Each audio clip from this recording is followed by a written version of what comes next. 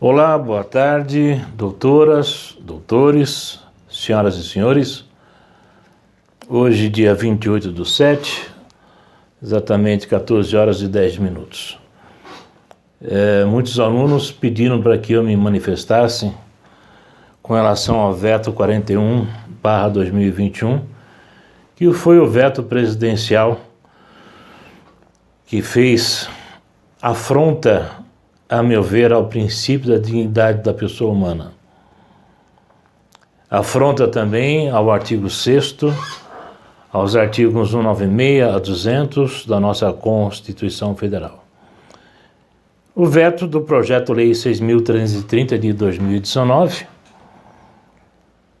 onde o senhor Presidente da República, de uma forma temerária, insensível, totalmente despido de qualquer conhecimento na seara da administração hospitalar, dos custos hospitalares, ele faz o veto ao acesso a tratamento antineoplásicos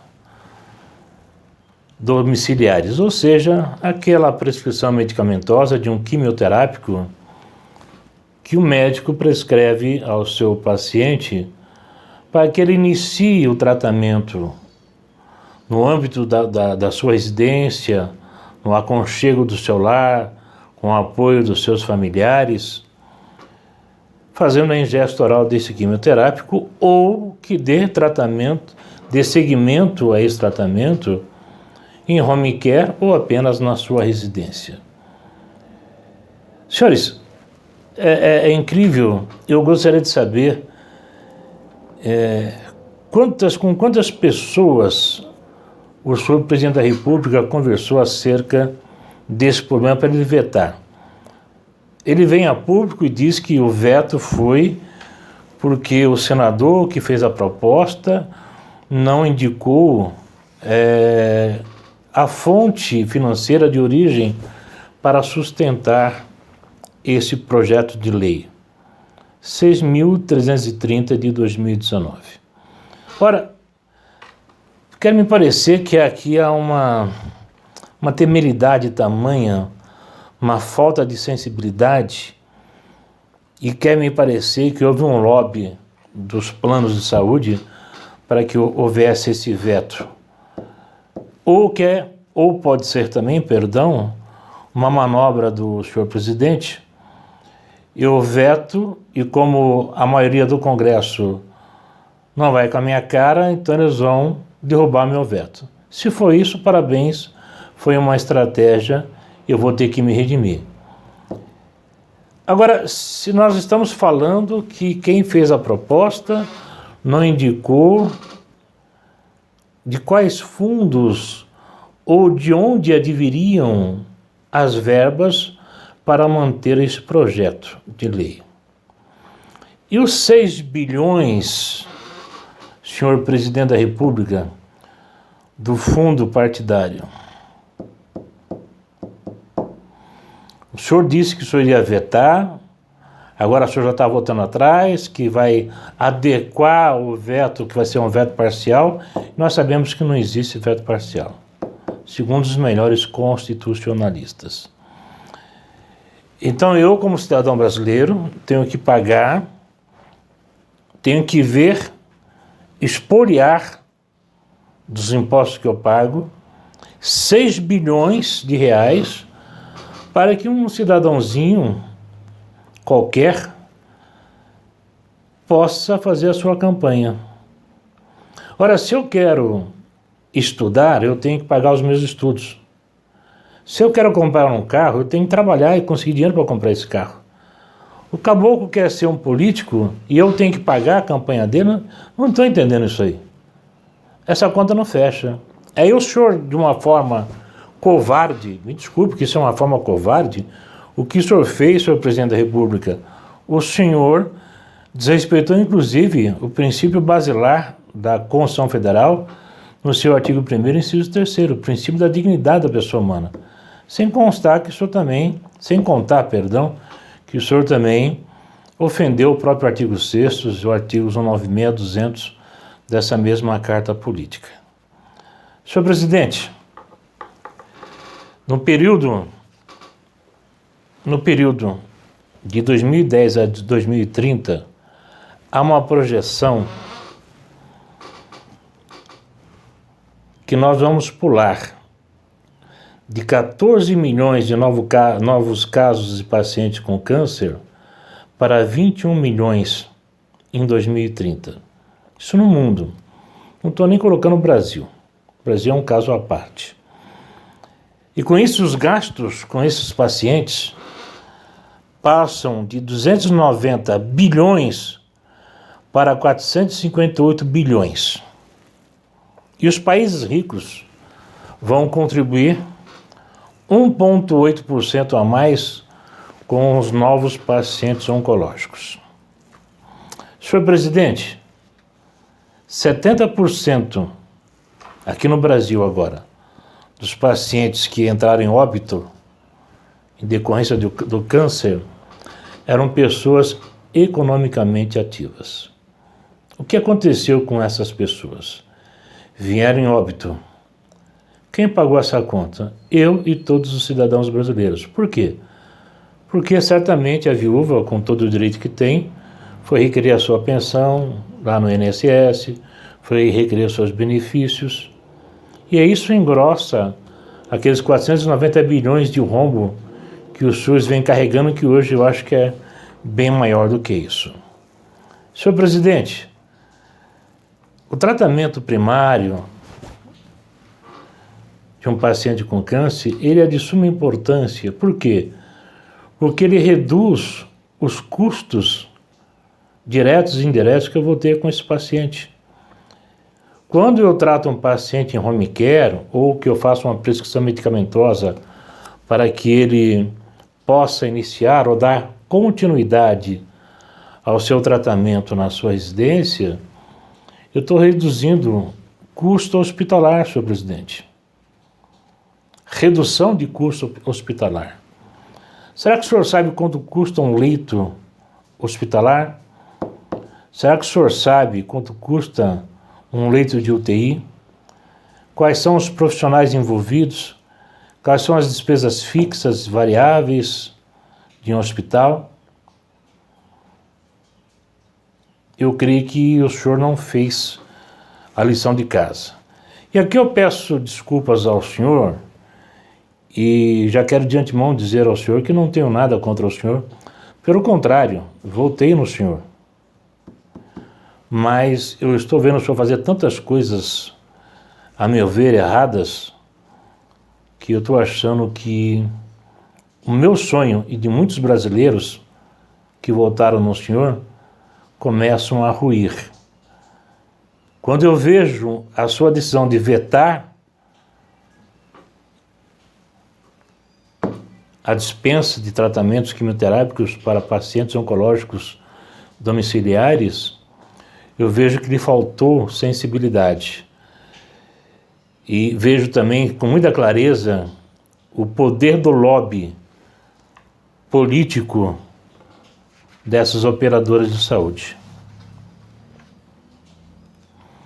Senhor presidente, a média rasa do custo de um paciente oncológico no Brasil é R$80 mil. Média rasa, R$80 mil, né? Mas nós não temos verbas, mas tem verba de 6 bilhões aprovados por esses políticos que querem ser eleitos ou reeleitos, e eu tenho que pagar essa conta. Desculpa, o que eu tenho a ver? Eu nem conheço esses políticos, aliás, 90% deles eu digo ao senhor que não vale o que come.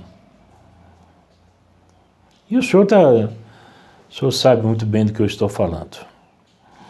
O senhor também falou e justificou o seu veto porque o senhor previa que esse projeto de lei não trazia previsibilidade econômica financeira e tampouco segurança jurídica. Senhor presidente,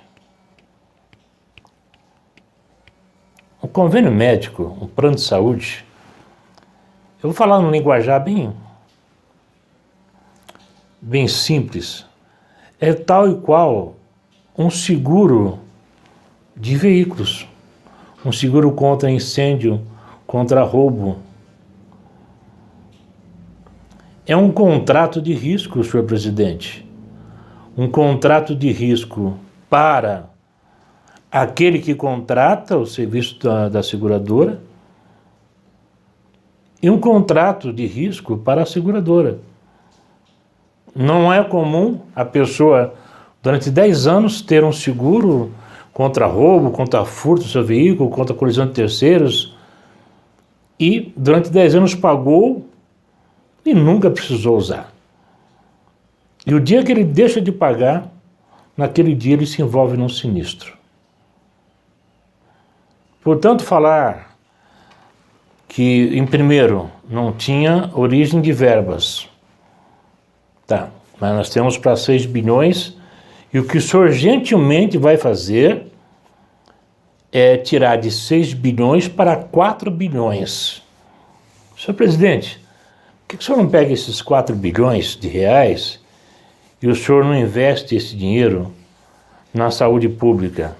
Ainda hoje presenciei um repórter falando mal do SUS, que os pacientes estavam internados nos corredores dos hospitais, na Record. Poxa vida, o que ele quer que o diretor clínico, que o gestor daquele hospital faça? Que coloque aquele paciente na rua? Ou que mande para a casa dele? Ele deveria agradecer que os médicos e os enfermeiros estão dando o melhor de si, mesmo que nos corredores hospitalares, para atender os pacientes. E, aliás, foge da competência do diretor clínico, do diretor técnico e do gestor, porque esse é um problema político, é um problema de verba orçamentária, é um problema do senhor, do governador, do prefeito, não dos médicos. O importante, na minha opinião, não que eu concorde com que os pacientes fiquem nos corredores, mas é que pelo menos eles estejam sendo tratados. O demais é política. Portanto, o risco desses contratos é presumível. E outra coisa, senhor presidente, eu não consigo enxergar e faço uma análise de balanço de vários hospitais e várias empresas seguradoras de plano de saúde, eu não vejo nenhuma deficitária. Eu trago para o senhor presidente, o nome: Cândido Pinheiro Corém, de Lima, 74 anos. Figura na lista do Forbes como um dos bilionários do mundo em 2021. Ele é dono daquele convênio chamado Apvidas. A fortuna dele, senhor presidente, é 4 bilhões de dólares em 1979. O senhor está me falando em previsibilidade, em segurança jurídica? Essa previsibilidade e segurança jurídica, o senhor, como presidente, é que deveria trazer para nós. Senhor presidente, tomara a Deus que a Câmara derrube o seu veto. Tomara a Deus que esse veto seja derrubado. Eu não sei se o senhor já teve algum paciente com câncer na sua família que teve que ficar na fila de espera do famoso CROSS, no setor de regulação, aguardando uma vaga no hospital para passar novamente com uma primeira consulta com o médico oncologista, depois aguardando 4 meses, 5 meses, 6 meses para fazer uma tomografia, uma ressonância magnética, para depois iniciar um tratamento. Senhor presidente, o câncer não espera, senhor presidente. O câncer não espera. O câncer é um inimigo desleal. O paciente, quando ele é diagnosticado com câncer, infelizmente, a maior parte das vezes, já é um diagnóstico tardio. E sabe por quê, senhor presidente? Porque nós não temos uma política de atividade primária para tratar os nossos cidadãos. Nós hoje, independente da pandemia, nós temos quase 40 milhões a mais de pessoas vivendo abaixo da linha de pobreza, em ambientes inóspitos, pessoas que quando se achegam ao SUS ou ao postinho lá da vila, se achegam para morrer, senhor presidente. E aí o senhor me faz esse veto. Senhor presidente, um paciente oncológico, eu preciso iniciar o tratamento dele para ontem. Sabe por quê? Porque se eu não iniciar o tratamento dele para ontem, e aqui eu quero fazer uma ressalva, eu não sou médico. Eu sou especialista em direito médico, biodireito, bioética e administração hospitalar. Mas conheço muito de oncologia. Só não tenho ideia do quanto eu conheço. E conheço os dois lados da moeda. Quanto mais tarde eu inicio o tratamento desse paciente, maiores serão os meus custos e menores serão as chances de sobrevida desse paciente.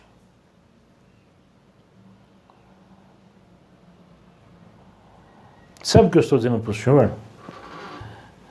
É que esse paciente vai entrar pela porta da frente de um hospital de referência, ele vai consumir as melhores práticas, os melhores equipamentos, os melhores quimioterápicos, vai apresentar grau de intoxicação severa. E o que eu vou gastar com esse paciente, eu estou gastando sabendo que esse paciente vai evoluir a óbito. Por quê? Porque o tratamento iniciou-se tardiamente.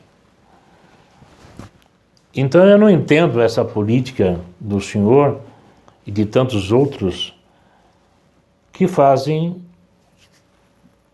um ato insano como esse desse veto.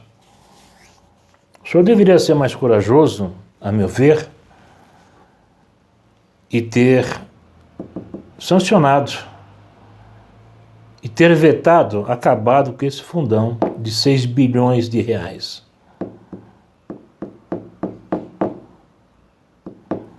Olhar com mais carinho, senhor presidente, a nossa população de pacientes oncológicos. Olhar com mais carinho, com mais respeito aos nossos médicos oncologistas, aos nossos enfermeiros, a todos os profissionais que trabalham na área da saúde, fisioterapeutas, fonoaudiólogos, nutrólogos, psicólogos. Lamentável que o senhor tenha feito esse veto. Lamentável. O que mais posso falar para o senhor? Certamente, se o senhor ou alguém da sua família for acometido por um câncer, o senhor terá os melhores hospitais, Einstein, Sírio, 9 de Julho, Redidor. E o Zezinho que mora lá em Parelheiro, senhor presidente? Senhor presidente, aqui num bairro chamado Pedreira, eu auxiliei uma paciente, teve um diagnóstico de câncer, e o hospital não conseguiu iniciar um tratamento imediato. Colocou ela na fila de regulação. O senhor sabe o que aconteceu, senhor presidente? Deram alta hospitalar para ela e alta médica para que ela aguardasse a chamada do hospital de referência ou do CROSS, indicando para qual hospital ela poderia ir. Essa mulher, senhor presidente, tinha filhos, tinha marido, tinha netos. E o senhor sabe o que aconteceu com essa mulher, senhor presidente? Ela evoluiu a óbito sem iniciar o tratamento para o câncer. E assim como ela, existem tantos outros Josés, Marias, Sebastianas.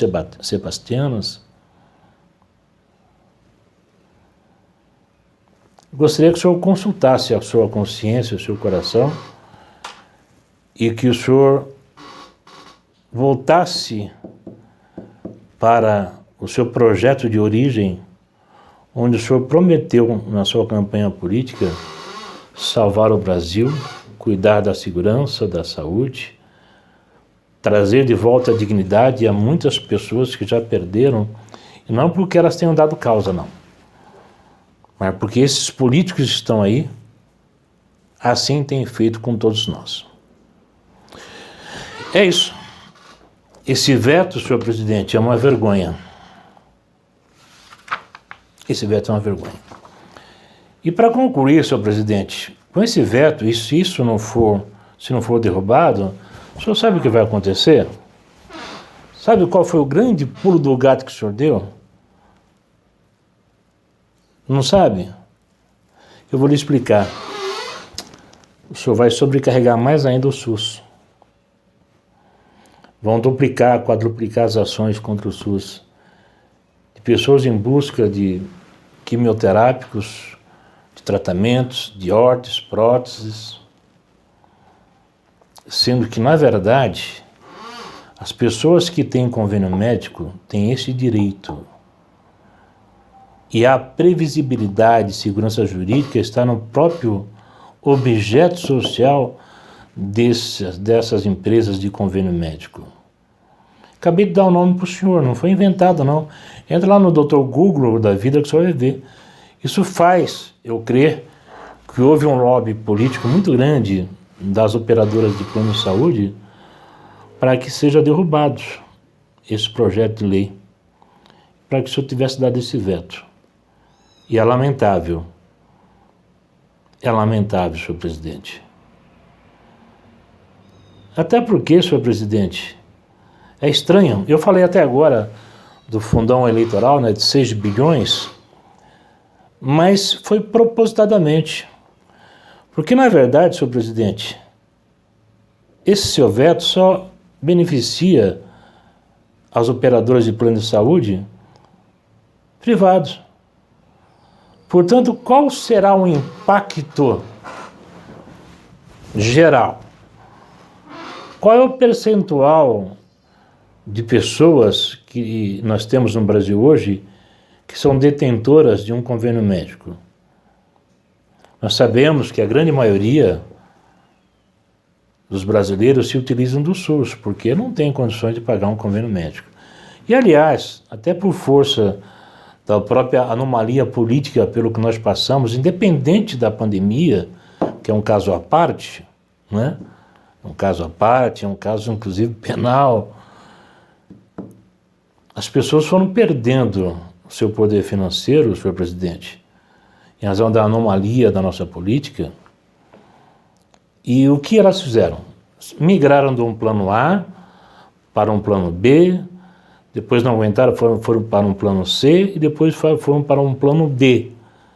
Ou seja, manteram um convênio médico, mesmo que sem muitas pompas, né? Não é um Einstein, não é um Sírio, não é um 9 de julho, mas pelo menos para terem dignidade de receber um tratamento e não terem que ficar aguardando a disposição do setor de regulação para arrumar uma vaga para esses pacientes. E a grande maioria está sim lá no SUS. Mas por que estão no SUS? Porque economicamente essas pessoas, a maioria delas vivem com até 3 salários mínimos, senhor presidente. E não tem condições de pagar um plano de saúde. Então eu acho que o impacto não seria tão grande assim no SUS, até porque o impacto aqui é mais para planos de saúde. Não fala sobre SUS. Eu ainda não li atentamente o projeto de lei, mas pelo que eu li, é para plano de saúde, senhor presidente. Então por que o senhor vetou? Previsibilidade, segurança jurídica, está no próprio, é contrato de risco, senhor presidente. Contratei uma apólice de seguro. Para mim é chumbica velha. O risco que eu corro é de não ter nenhum sinistro e estar pagando todo ano. O risco que eles correm é de haver um sinistro e ter que me indenizar. Só que mesmo assim, nesse caso, eles têm direito ainda de regresso contra o autor do dano, né? E outra coisa, senhor presidente, dá uma olhadinha numa situação, peça para o senhor ministro da Saúde dar uma olhada. 90% dos planos de saúde são devedores do SUS. Hoje nós estimamos aproximadamente um rombo de 2 bilhões e 900 milhões de reais que esses planos de saúde estão devendo para o SUS, de repasse. Mas o que é esse repasse, o professor Jaime? O Jaimão? É simples. Se eu tenho um plano de saúde, eu sofro um acidente de carro e sou atendido no hospital público, a partir do momento que eles entram no sistema que eu vejo que ele tem um plano de saúde, todas as despesas que eles tiveram comigo, eles repassam para o plano de saúde, para o plano de saúde pagar. Só que o plano de saúde não paga, e o argumento deles é que a saúde é um direito social e um dever da União, do Estado e do município, portanto, se eles me receberam, eles que arquem. Não, mas não é bem assim. Eles têm que repassar, né? Um procedimento cirúrgico que o meu convênio médico não faça, mas que o SUS faz, eu vou me operar no SUS. Então, o meu convênio tem a obrigação de pagar o SUS, mas não paga. Por baixo, senhor presidente, 2 bilhões e 900 milhões de reais. Então, dá para ajeitar isso. Eu espero sinceramente que esse veto seja derrubado e que o senhor possa dormir em paz. Eu acho que o senhor é um homem sensível, muito embora o senhor tenha decepcionado muito os seus eleitores, assim como eu fui seu eleitor, e o senhor está decepcionando, muitas coisas que o senhor prometeu, o senhor não está cumprindo, e muitas vezes o senhor está voltando atrás muito rapidamente. Uma das coisas que eu aprendi, senhor presidente, que o homem, quando ele emprega a sua palavra não pode voltar atrás. E para ela voltar atrás, ele tem que se explicar e justificar por que está voltando atrás. E o senhor não tem feito isso. Tomás, senhor presidente, continuo orando pelo senhor. Vejo que o senhor tem sido massacrado, mas o senhor também toma decisões que realmente é complicado de engolir. Como dizia o Zagallo, né? Vocês vão ter que me engolir. Não, ninguém tem que engolir o senhor. O senhor tem que fazer as coisas certas. O senhor foi eleito para isso. E esse veto 41/2021, ninguém esperava isso do senhor. Os pacientes oncológicos hoje estão tendo a nítida impressão que estão fadados à morte. Forte abraço. Deus abençoe a todos.